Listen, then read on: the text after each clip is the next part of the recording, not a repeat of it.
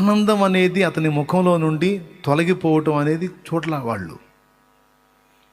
మిగిలిన బానిసలు కూడా యోసేపుకు లోబడ్డారు. ఎందుకో తెలుసా? వాళ్ళందరూ కళావిహీనంగా ఉంటే యోసేపు వాళ్ళందరినీ ఓదార్చి ధైర్యపరిచి ఆదరించేవాడై ఉన్నాడు.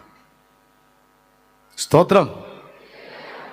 తాను ఒక బానిసై ఉండి, తాను శ్రమలో ఉండి, అందరూ బతికుండి కూడా తాను ఒక అనాథగా ఈ బతుకుతుంటే, నా అన్నవారందరూ ఉండి కూడా నా అన్నవారి చేత నయవంచనకు గురై అమ్మబడి ఘోరమైనటువంటి కష్టాలలో ఉండి కూడా వాటికి కదలకుండా ఆనందభరితుడై సంతోషభరితుడై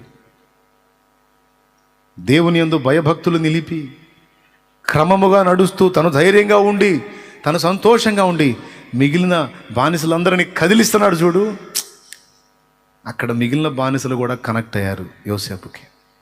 అందుకే కొంతకాలం వాళ్ళందరి మీద అతడు